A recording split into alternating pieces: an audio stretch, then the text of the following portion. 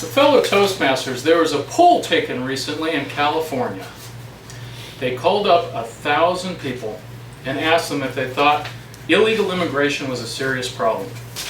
And 21% of them said, yes, it's a very serious problem. And 79% said, no problema. Gentlemen, we have a problem in our country. We have a big problem. And I'm going to talk to you about that. And it's a problem that is going to require that we do something to fix it. And we can talk about it, we can talk about all the problems, but fixing it is going to require some willpower. And first, I'm going to tell you exactly what this problem is. We have a health problem where this is San Francisco, and these are needles that are being picked up in San Francisco. And if any of you have actually gone up to San Francisco, you'll see it's a massive problem. There's needles everywhere. And I'm actually going to put in the bottom of all of my slides how you can go and verify everything that I'm saying. The cost of just cleaning up the needles over a 14-month period of time in San Francisco for a 10-man team is $916,000. This is just one example of the problem that we have to address.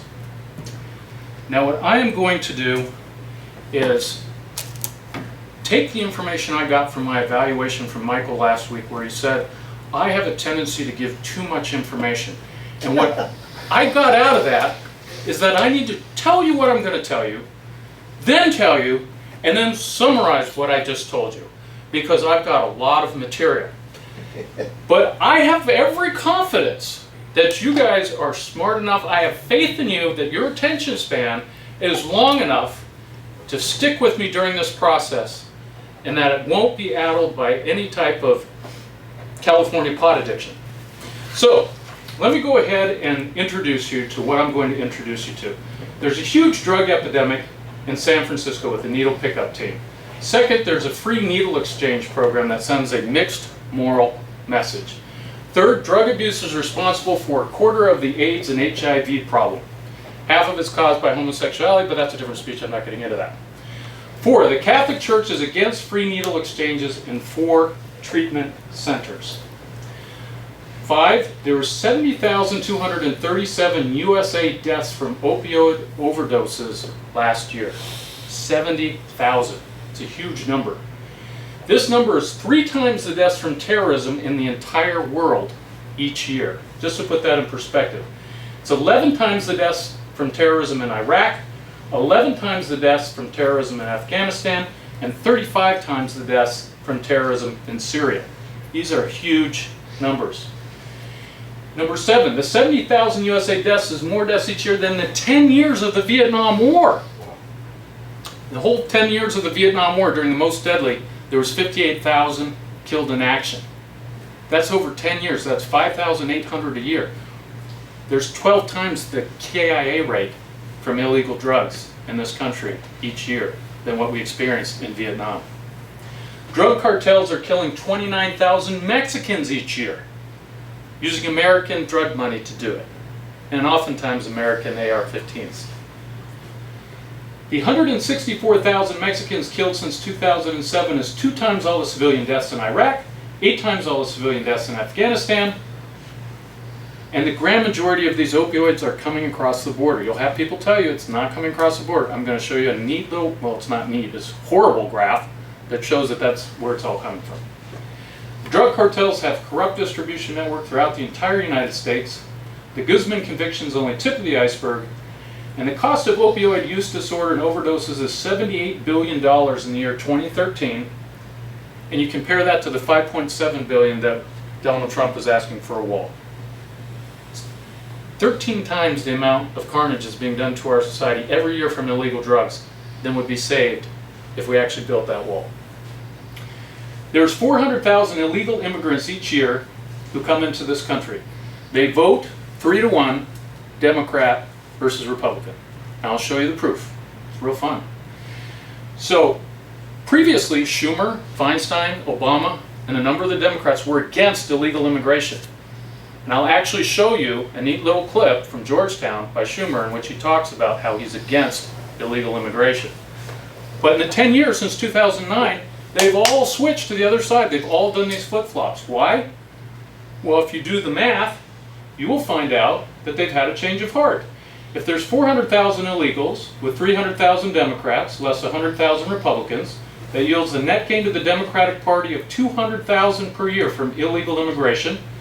And even if every one of those 70,000 Americans is a Democrat, which isn't likely, you would still end up plus 130,000 for the Democratic Party. So unfortunately, I feel they're putting their party ahead of their country. Let's go ahead and talk about some of this proof. Over in San Francisco, they distribute over 400,000 syringes monthly. 400,000 a month. They only pick up 275,000 needles at various locations. Nobody seems to know where the other 125,000 end up going. But that's one of the reasons why they have a massive drug problem.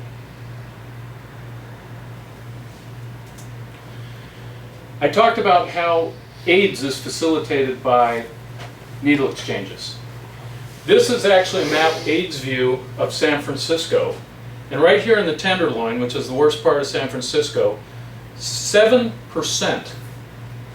of their people have AIDS. 7%. 1 out of every 14 people. That's horrible. In contrast, over in Hillcrest, 1 out of 5. Or 5,000 out of 100,000. So it's 5%. So it's 1.5 times worse than Hillcrest. But Hillcrest is small, and this is like much bigger. Many more different area codes. It's a problem. So what does the Catholic Church have to say about this? The Catholic Church has come out and said, this is wrong. We need to fix it. Here are some of what they've had to say. This is the Archdiocese of San Francisco. And they say, public societal acceptance of illegal intravenous drug use is to the detriment of drug users themselves and to the rest of society who sees a poor example being set.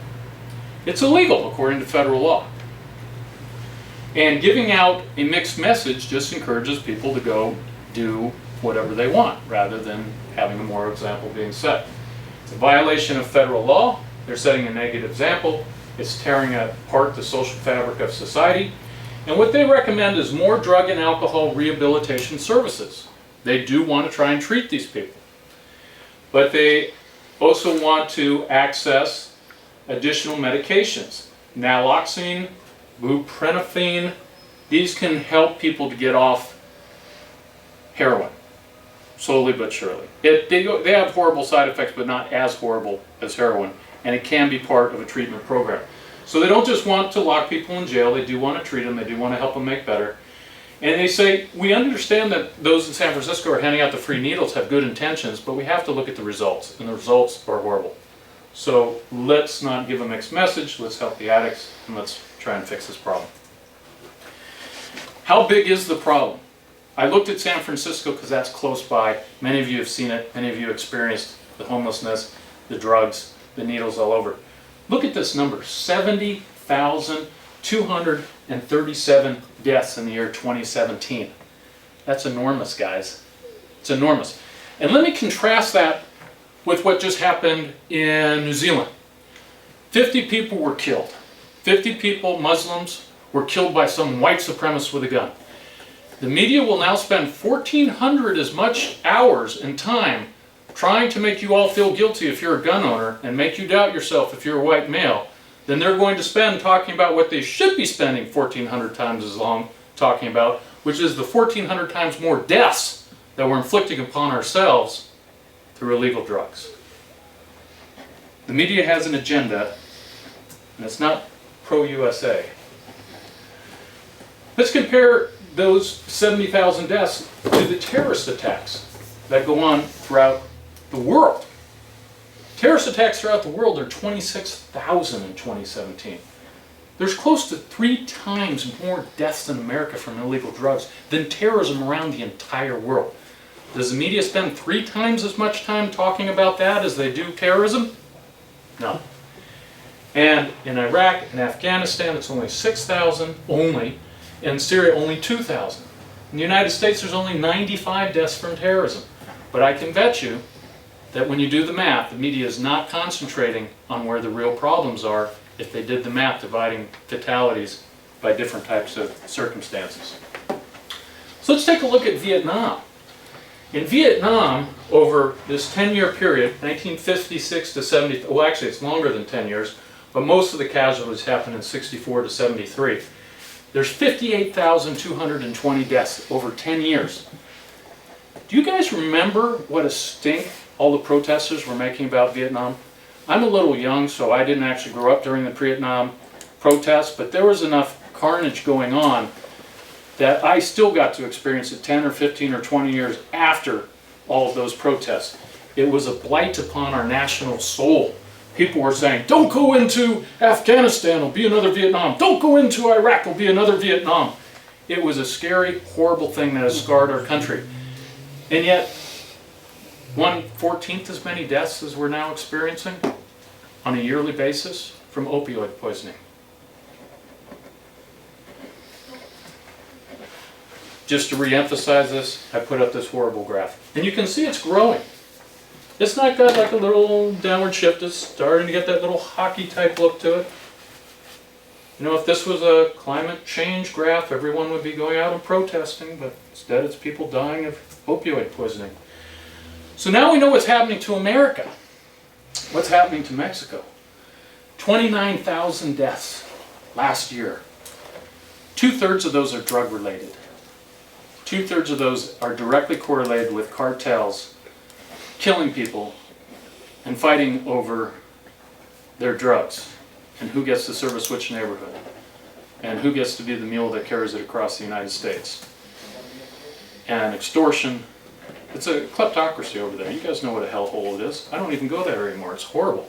I don't trust that I'm not going to be kidnapped and have my fingers ripped off and sent back to my loved ones unless I start giving them money to get me back alive. And they do the same thing to Mexicans. So this isn't just a United States problem. Our money is funding this. The money from our addicts, the money from people who buy drugs is helping to support these killers, these drug cartels. Now, let's look at the total number of civilian deaths in Afghanistan and Iraq since 2007. In Afghanistan, 21,000 killed. In Iraq, 81,000 killed in the last, 12 years. Look at this. Mexico is a war zone worse than Iraq and Afghanistan. This is horrible. It's horrible what we're doing. What we're funding. Now, some people say, yeah, but the drugs come in from lots of different sources. We can't just build a wall and hope that we're going to fix it. Well, this shows the drugs that are coming from Mexico in green. This shows the ones that are coming from Southeast Asia. This is the ones coming from South America. And you can see that it does change over time. But recently in 2015, the amount of drugs that are coming from Mexico is almost 90%. It's just too easy to get them over a porous border. And this is from the U.S. Drug Enforcement Administration. I'm going to take a video of this, and you guys, if you really question whether I'm making stuff up, you can come and look at the bottom because you'll see exactly where the source material is.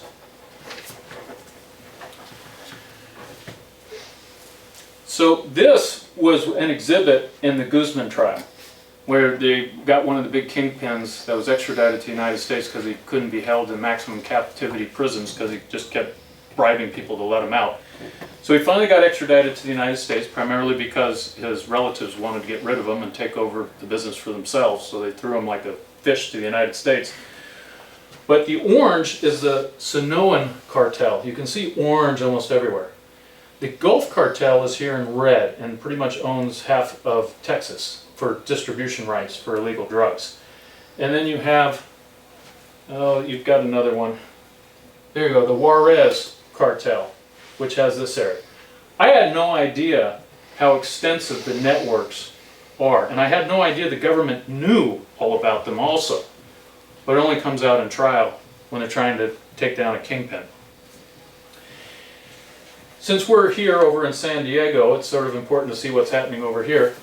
This is the change in heroin trafficking in the last year. It's up 16% in San Diego, 39% in El Centro. It's fallen over in Yuma, that's good.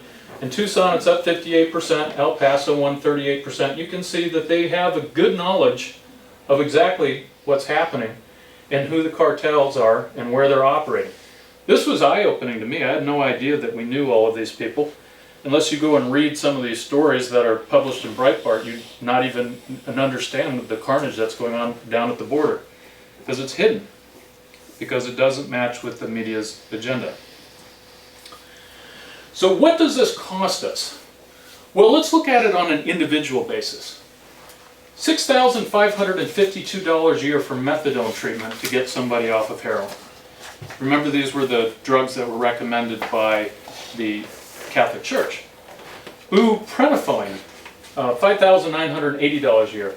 Naltrexone, $14,000 per year to try and prevent these people from dying. And this doesn't even account for the costs associated with the criminal justice, treating babies born dependent on opioids, greater transmission of infectious diseases like the AIDS that we were talking about, treating overdoses, injuries associated with intoxication, or lost productivity. When you add all of those up, according to drugabuse.com, which is a government agency, the total cost in just 2013 was $78 billion. $78 billion that our society is paying in all of these costs versus 5.7 to build a wall. And maybe it won't correct 100% of the problem, but what if it corrects 50% of the problem? You'll save yourself 50% of $78 billion for a $5.7 billion investment. And some lives. Let's not forget the lives. So here's a graph that was actually put together by the Bureau of Labor Statistics, and it shows the amount of illegals that have been apprehended by the border. And it contrasts it with the unemployment rate. And in general, when we have high unemployment rate, we have falling illegals coming across the border because they can't get easy jobs. And when unemployment rate is low, then they tend to go back up. But that has sort of fallen apart here in the last 10 years. And this graph is used by people who oppose a wall because they say, well, look, we're only getting 400,000 illegal immigrants now coming in. At one time, we used to have 1.6 million. We're getting better at deterring illegal aliens from coming in. Maybe we don't need a wall. But that's still 400,000 people a year who come up, and 2/3 of them to 3/4 immediately go on welfare. Those are the statistics. So they don't go and start new companies, they don't start their own landscaping business. Some of them do, the ones that we like, the ones that we employ, the ones that are, you know, in our household. But for every one that we employ, 3 of them are on welfare, and you and I pay the taxes for that. So this is an interesting graph. This was put together by Pew Hispanic Center of 2012. And this shows that amongst all Hispanics who identify with a major party, 49% go for the Democratic Party and 10% go with the Republican Party. Those are the ones who identify. For those who lean but don't completely identify, it's 18% Democrat, 8% Republican. And then it goes down here and shows native-born and foreign-born, and virtually all of these categories. See, they even call it unauthorized instead of illegal. Unauthorized, it's 31% Democratic Party, 4% Republicans, because they get most of their welfare from Democratic politicians who want to reward the welfare system and administer it. So, using this information, you can understand why we don't have a wall. We don't have a wall because some people, some parties are putting their party ahead of country. So let me give you this summary of what I've said. There's a huge drug epidemic that we've seen ourselves in San Francisco.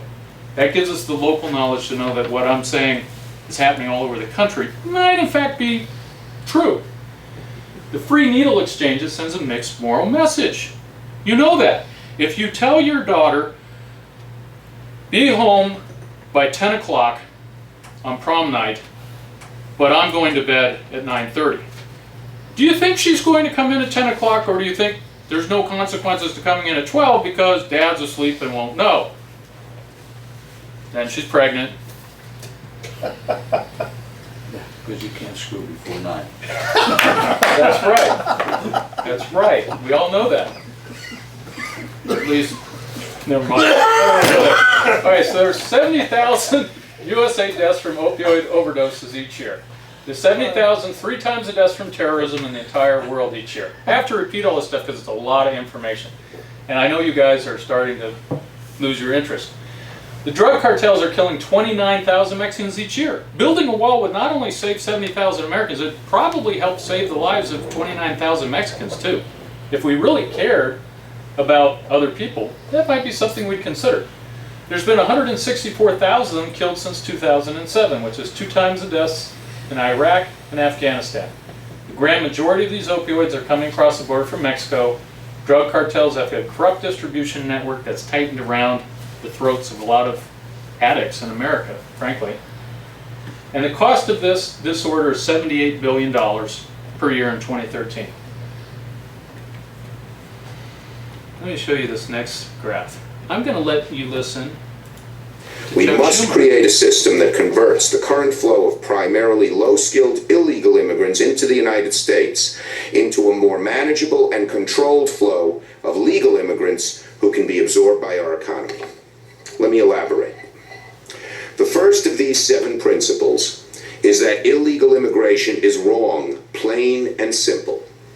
Until the American people are convinced that we will stop future flows of illegal immigration, we will make no progress on dealing with the millions of illegal immigrants who are here now and on rationalizing our system of legal immigration. It's plain and simple and unavoidable. When we use phrases like undocumented workers, we convey a message to the American people that their government is not serious about combating illegal immigration, which the American people overwhelmingly oppose. If you don't think it's illegal, you're not going to say it. I think it is illegal and wrong, and we have to change it. Is that great? I love the 2009 Schumer. I think he's fabulous. What happened between then and now? He did the math. Now, some people have said that walls are immoral. The Vatican, this is the Vatican wall. They said walls are immoral. That looks like a pretty big wall to me. This is Clinton's wall and fence. This is, let's see, this is Obama's wall. Yep. He put up gates in that wall. And oh, this is Nancy Pelosi's wall and fence. So I have a question for you. If walls don't work, if they really don't work, do we surround our prisons with dragons and pixie dust? No. We put walls around them, because walls do work. And if they're moral, why do all the Democrats have them? So, if we build a wall, which I think we should do, we'll save 70,000 Americans and maybe 29,000 Mexicans. But we must think of this in another way. Every single football game that I ever went to, we talked about protecting our house.